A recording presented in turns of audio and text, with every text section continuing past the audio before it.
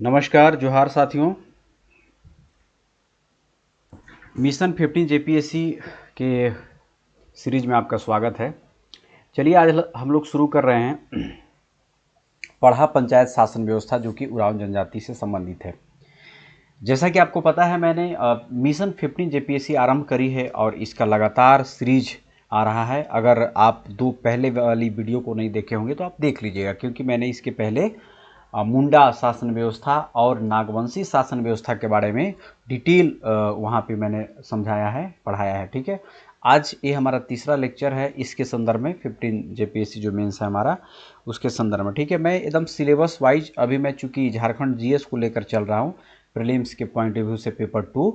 इसके बाद हम लोग फिर फर्स्ट पेपर पे आएंगे। ठीक है, फिर मेंस को हम लोग करेंगे कंटिन्यू। ठीक है, तो बहुत सारे बच्चों का डिमांड था कि नहीं, पहले जो है पेपर 2 को ही कंप्लीट किया जाए, इसी वजह से मैं लगातार इसको कर रहा हूँ। ठीक है, चलिए तो आरंभ कर रहे हैं बिना किसी इधर उधर की बात किए हुए।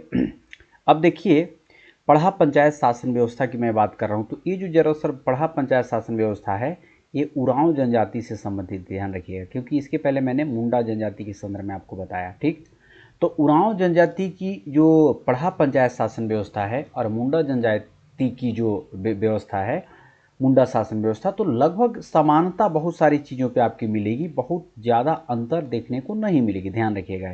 एक तो ये समझ लीजिए।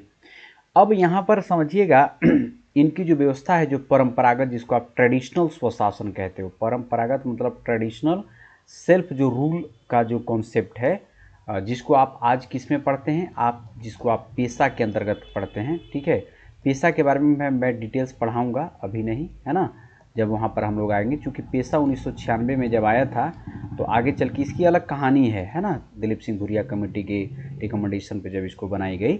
यानी पंचायती राज व्यवस्था को क्या करना था, शेड्यूल एरियाज तक उसको एक तरह से प्रसारित करने की बात।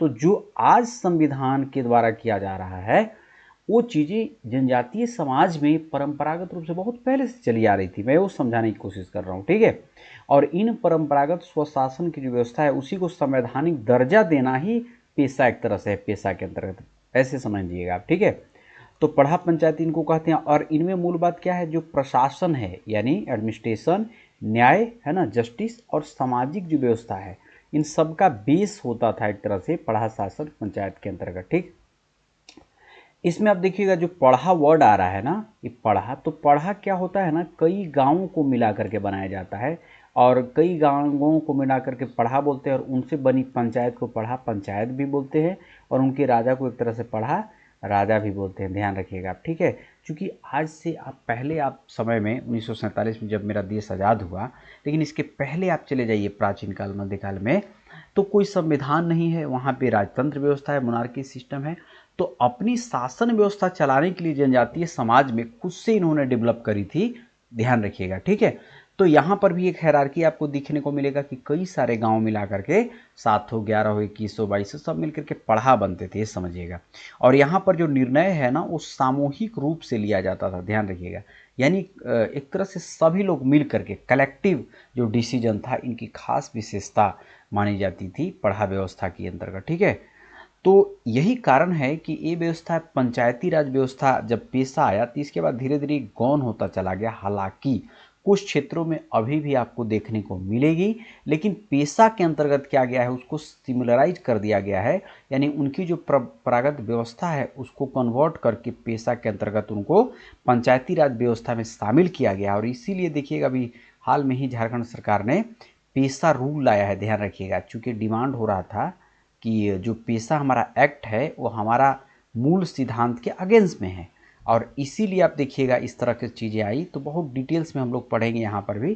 खैर, अब अगर हम लोग बात करें प्रमुख विशेषता क्या रही इनकी, तो क्या रहती है, एक तो समझिए जो पढ़ा शासन व्यवस्था है, इसमें 5 से लेकर के 7 या 11 या 21, 22, ये सब गांव मिलकर बनते हैं। ठीक है, ये मतलब अलग अलग जगहों पे, अलग अलग एरियाज में 5 भी गांव मिल के बन सकते हैं, 7 भी मिल सकते हैं। ठीक है, 11 भी गांव मिल सकते हैं, और इवन कि आप 21 या 22, ये सब गांव मिलकर के एक पढ़ा का निर्माण करते हैं। ये व्यवस्था त्रिस्तरीय काम करती है। ठीक है, इस तरह से ऊपर, मिडिल और नीचे। ठीक है, तो तो अब इनमें देखिएगा जो निम्न है, निम्न, मध्य और उच्च स्तर, तो ग्राम में आप देखोगे जैसे अंतर ग्रामीण विवाद को समाधान करने के लिए पढ़ा के पास जाते हैं।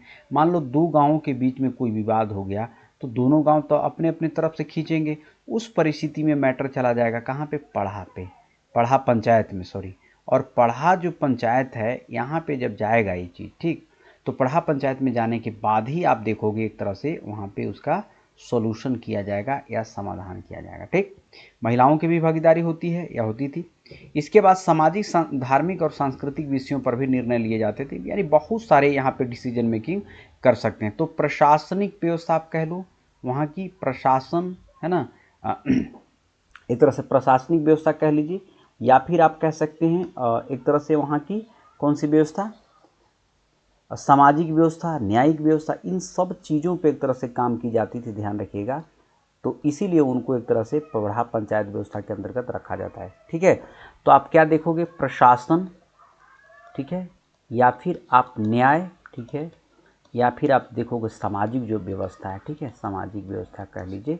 ये सारी चीज़ें जो है वहाँ पर पढ़ा पंचायत के अंतर्गत निर्वहन किया जाता था एक तरह से, ये आप समझिएगा, ठीक।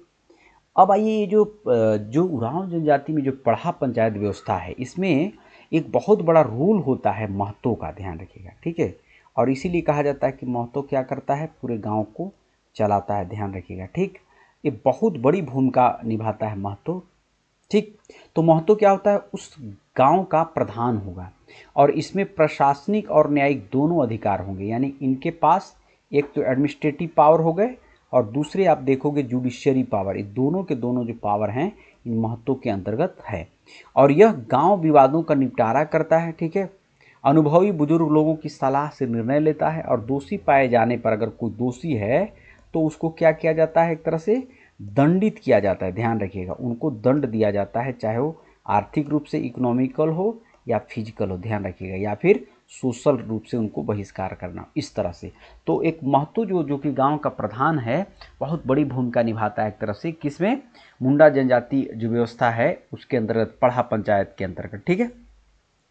इसके अलावा महतो को साथ देने वाले आप देखिएगा कुछ लोग होते हैं, जैसे एक होता है मांझी, तो ये सहयोगी होता है, ध्यान रखिए, मांझी, ठीक है। अब चले जाओगे संथाल समाज में तो वहाँ पे मांझी गांव का हेड होता है, लेकिन अलग अलग जनजातियों में अलग अलग तरह से अलग अलग उनके डिसीजन होते हैं और अलग अलग पदों पे वो काम करते हैं, अलग अलग उनकी महत्व होती है। खैर, पंचायत के निर्णय और आदेशों को ग्रामीणों तक पहुंचाने का काम, मान लो पंचायत में एक पंचायत हुआ और पंचायत में उस पंचायत का जो हेड है महतो, अगर उसने जो डिसीजन लिया है ना, अब उसने जो डिसीजन लिया, इस डिसीजन को जो निर्णय है, तो इस निर्णय को गांव तक गांव के सभी लोगों तक पहुंचाने का काम किसका है, मांझी करेगा, ये ध्यान रखिएगा, पढ़ा शासन व्यवस्था के अंतर्गत, क्लियर।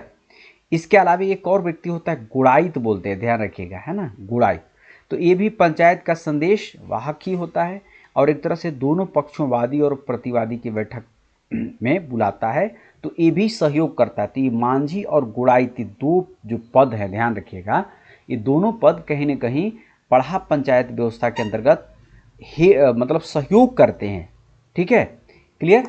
अब चलिए नेक्स्ट अगर हम लोग बात करें, पढ़ा जो पंच या जो मंच जो भी बन रहा है, तो अब मैंने क्या बोला कि अंतर ग्रामीण पंचायत है, मतलब इसमें बहुत सारे गांव, 5, 7, 11, 21 गांव मिलकर शामिल होते हैं, बनते हैं। इनमें क्या होता है, 2 या 2 से अधिक गांवों के विवादों का निपटारा किया जाता है। कार्यवाही में पुरुषों के साथ महिलाएं भी भाग लेती हैं, ध्यान रखिएगा, और इसके पंचायत को पढ़ा राजा। अब मान लो यहाँ बहुत सारे ऐसे गाँव हैं, ठीक है, अब इन सारे गाँवों को मिला करके एक तरह से क्या बन गया, पढ़ा बन गया, और जो पढ़ा बना उस पढ़ा के हेड को ही कहा जाता है पढ़ा राजा, ठीक है। तो अब कब, जब 2 गांव के बीच के विवाद अपने में नहीं सुलझेंगे, उस परिस्थिति में उसको ट्रांसफर कर दिया जाएगा पढ़ा पंचायत के अंतर्गत, ये समझिएगा, क्लियर।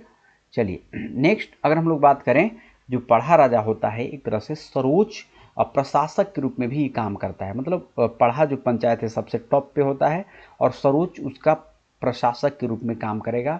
मान लो कोई गांव के स्तर पर नहीं मामला सुधरा या सुनवाई नहीं हुआ, तो उस परिस्थिति में ऊपर चला जाता है, निम्न मध्य उच्च होते हुए ऊपर तक चला जाता है, ठीक है।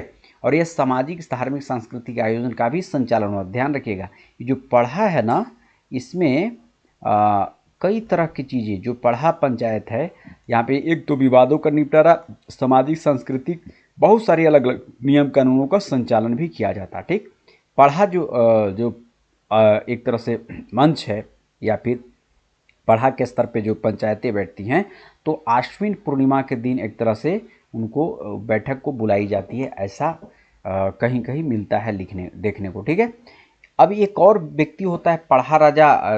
हालांकि देखिएगा, सबसे ऊपर टॉप में पढ़ा राजा ही होता है, लेकिन पढ़ा राजा से ऊपर, या फिर कह लो पढ़ा जो दीवान होता है, एक तरह से न्यायिक अधिकारी हो गया। मतलब ऐसे समझिएगा, सुप्रीम कोर्ट की तरह। मतलब एगो प्रधानमंत्री हो गया पढ़ा राजा, और न्यायिक सर्वोच्च अधिकारी है एक तरह से। ठीक है, न्यायिक सर्वोच्च अधिकारी कह सकते हो इसको आप, किसको?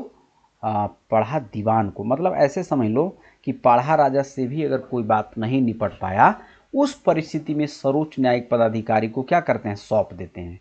क्लियर? पढ़ा राजा। और इनका निर्णय क्या होता है? निर्णय जो होता है एकदम अंतिम होता है। मतलब इनके निर्णय को मानना ही मानना है। ठीक है, मतलब ऐसे समझ लो जैसे कि सुप्रीम कोर्ट, सर्वोच्च न्यायालय। ठीक है, और निर्णय अंतिम होता है, इसका मतलब कि सबके ऊपर क्या है? बाध्यकारी है, यानी सभी लोगों को मानना जरूरी है। ये मैं समझाने की आपको कोशिश कर रहा हूँ। ठीक है, चलिए नेक्स्ट अगर हम लोग बात करें, अब एक और व्यक्ति होता है जो पढ़ा व्यवस्था के अंतर्गत पाहन, वो भी बहुत बड़ी भूमिका निभाता है। देखिएगा इसके अंतर्गत, जैसे इसके पहले मैंने क्या बोला, एक महतो, क्योंकि काफ़ी भूमिका निभाता है, प्रशासनिक पूरे मैटर को देखता है। एक और व्यक्ति होता है पाहन। ध्यान रखिएगा, जो पाहन होता है ना, एक तरह से वो धार्मिक प्रमुख हो गया, या फिर धार्मिक प्रधान कह लीजिए आप। ठीक है, धार्मिक प्रधान, यानी धार्मिक सांस्कृतिक जो भी गतिविधियां हैं, चाहे वो पूजा पाठ, पर्व त्योहार, मृत्यु, सभी संस्कारों में वो अपना एक तरह से नेतृत्व प्रदान करते हैं या उनको संचालित करते हो। ठीक है, और ये जो पाहन होता है ना, मतलब शादीशुदा व्यक्ति को ही एक तरह से दिया जाता है एक पद, पाहन का पद।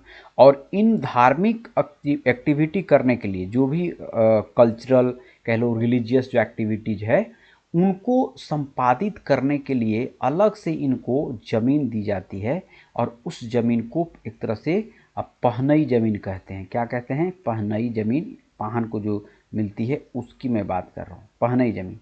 ठीक है, और पाहन के कुल वंश को ही पाहन खूट कहा जाता है। और ध्यान रखिएगा, ये कर मुक्त होता है। कर मुक्त का मतलब है कि इनको टैक्स नहीं देना है, नो टैक्स। ठीक है, ये आप समझने की कोशिश करिएगा। और इसीलिए पाहन के कुल के जो वंश हैं उनको पाहन खूट भी कहा जाता है।